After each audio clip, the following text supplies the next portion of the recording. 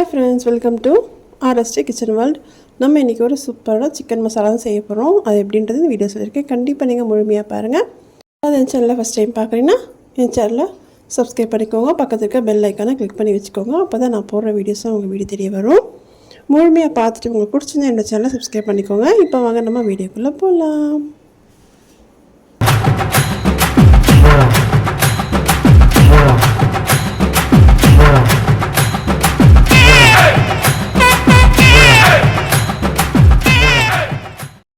பார்த்திங்கன்னா ஒரு அடிகனமான கடாய் எடுத்துக்கோங்க.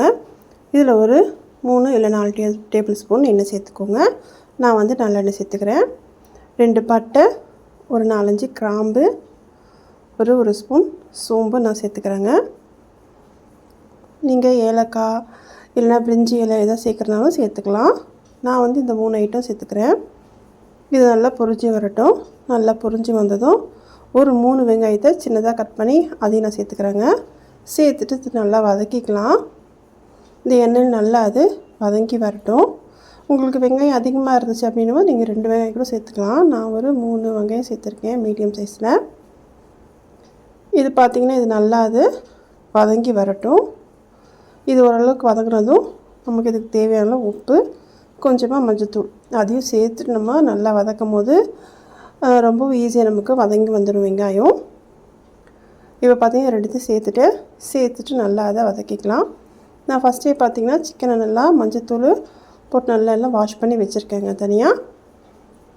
எப்போவுமே நீங்கள் நான்வெஜ் எது வாங்கினாலும் சரி, மீன் கறி இது மாதிரி சிக்கன் எது வாங்கினாலுமே நீங்கள் மஞ்சத்தூள் போட்டு நல்லா அதை வாஷ் பண்ணிக்கோங்க.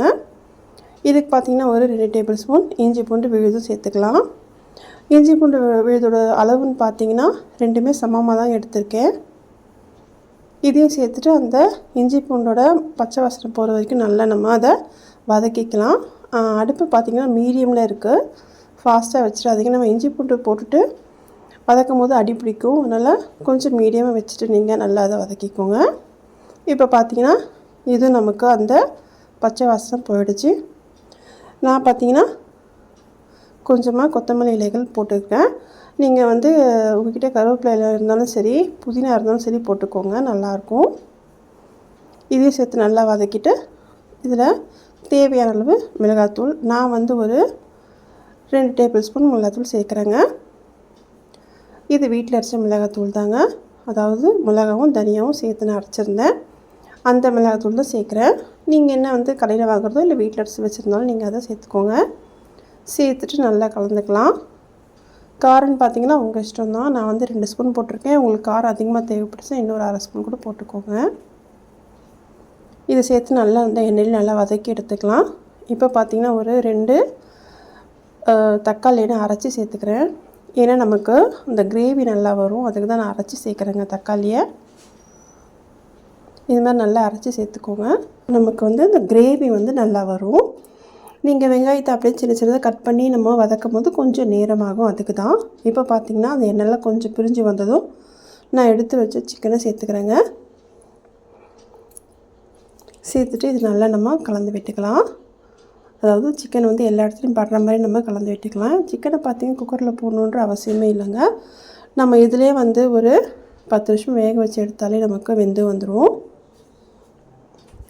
இது மாதிரி நல்லா கலந்து விட்டுக்கலாம். கலந்து விட்டுட்டு நம்ம அப்படியே ஒரு மூடி போட்டு மூடி வச்சிடுறேங்க. நமக்கு இதிலே வந்து அதில் வந்து தண்ணி பிரிஞ்சு வரும், அதிலே நமக்கு வெந்துடும். உங்களுக்கு தேவைன்னா ஒரு லைட்டாக 1/2 டம்ளர் தண்ணி சேர்த்துக்கோங்க. இப்போ பார்த்திங்கன்னா நமக்கு இதிலே நமக்கு நல்லாவே வெந்து வந்திருக்கு. எண்ணெய்லாம் பிரிஞ்சு வந்திருக்கு, உங்களுக்கு தெரியுதா? இது மாதிரி பிரிஞ்சு வந்ததும் அடுப்பை கொஞ்சம் நம்ம ஃபாஸ்ட்டாக வச்சுட்டு நல்லா கலந்து விட்டுக்கலாம். கலந்து விட்டுட்டு லாஸ்ட்டாக உங்களுக்கு தேவைன்னா மிளகுத்தூள் நல்லா தூவிக்கோங்க.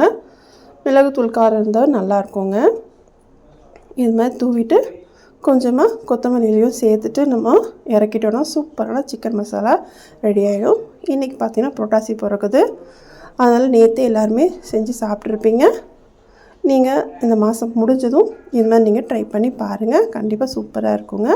சேனலில் பார்த்திங்கன்னா குக்கிங்கும் போட்டிருக்கேன், டிப்ஸும் போட்டிருக்கேன். என்னோடய வந்து ஃபஸ்ட்டு சேனலில் குக்கிங் டிப்ஸ் எல்லாம் நிறைய நான் போட்டிருக்கேங்க. கண்டிப்பாக உங்களுக்கு தேவைப்பட்டுச்சுன்னா அதையும் நீங்கள் செக் பண்ணி பாருங்கள். நான் டிஸ்கிரிப்ஷனில் ஃபஸ்ட்டு சேனலோட லிங்க் கொடுக்குறேன். அவ்வளோதாங்க. இன்றைக்கி பார்த்து இந்த ரெசிபி உங்களுக்கு ரொம்பவும் பிடிச்சிருந்தா என்னோடய சேனலை சப்ஸ்கிரைப் பண்ணிக்கோங்க. சப்ஸ்கிரைப் பண்ணும்போது பக்கத்தில் இருக்க பெல் ஐக்கானும் கிளிக் பண்ணி வச்சுக்கோங்க. அப்போ தான் நான் போகிற வீடியோஸும் உங்கள் வீடு தேடி வரும். இன்னொரு நல்ல வீடியோவில் பார்க்கலாம். தேங்க்ஸ் ஃபார் வாட்சிங்.